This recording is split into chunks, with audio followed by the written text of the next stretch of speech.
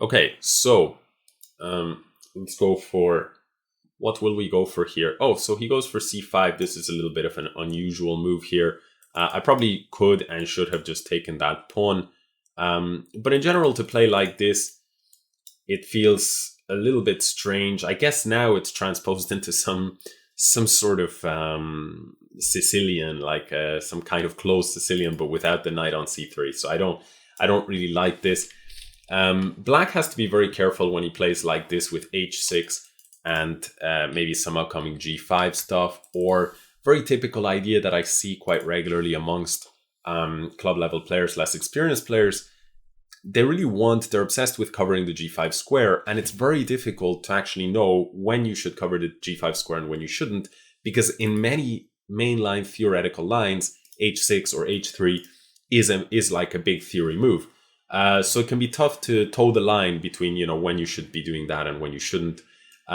Here, however, I think he can't afford to make too many central pawn moves and then include h6. For example, there's no real benefit in this structure to him not having the pawn on, having it on c5 instead of on c7. Actually, against this structure, the d5 square is now a potential outpost. But the bigger issue here is that I should be able to capture here on d8 and overload his king and knight. So the king is looking at both of these points, and the knight is looking at both of these points. And so my bishop and my knight, one of those pawns was going to fall. The pawn on f7 fell. Now, he probably is thinking knight takes e4 will balance things out, and that's true. But again, going back to the instability that I talked about, you see that in this position after knight takes e4, that knight and the pawn are very unstable. The knight would be undefended, while the pawn would be loose in that it's defended and attacked an equal number of times. So after knight takes, I was probably going to go bishop d5, hitting the knight, and when the knight moves, take here, and knight takes e5, damaging the pawn structure for him and recovering my pawn surplus. So he played king e7, I'll go bishop d5 anyway, protecting on e4 and also creating a threat of bishop takes c6, after which knight takes e5 comes in, with an attack here on c6 and also a fork on g6. I've gone for that line. I think he'll have to watch out for this. He's gone king d6. In this case, I'm going to go bishop f4, protecting the knight and renewing my threat of knight g6 here. In this case, also adding threats like knight f7, for example. So he goes king e7, back to the starting square, back to the square he was at one move previous, but this is dropping the rook. So the opening has been a disaster for him, but the real big mistake came here, this mixture of h6. The problem with playing h6, one way for club level players to try and think about it and understand when you're likely to be able to get away with that move and when you're not, one of the big factors is what's the relative development. And here white has castled and developed two minor pieces. Black is uncastled, still will take at least a couple of moves to castle, and only one minor piece developed. So when you're lagging behind in development, the likelihood that you can afford such moves reduces.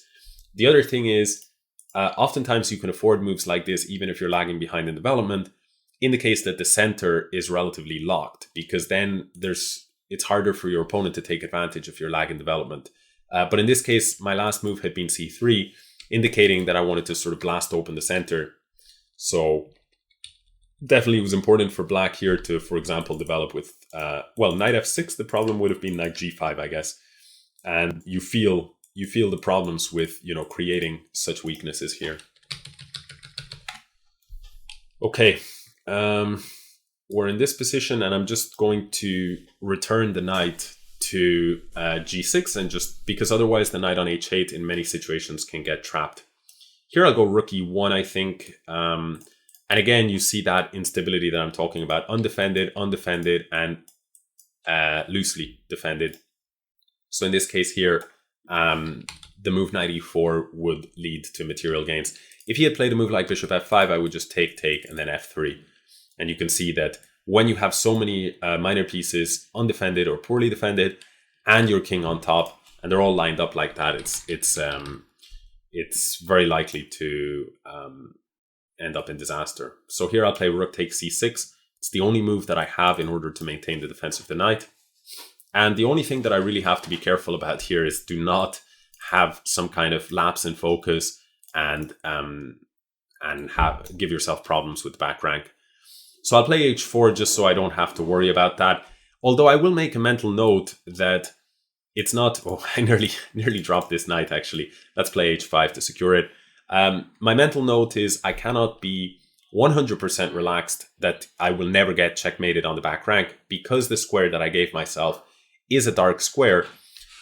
So you can definitely picture a configuration like rook d1 and the bishop anywhere here, and then the h2 square would be caught. Sorry.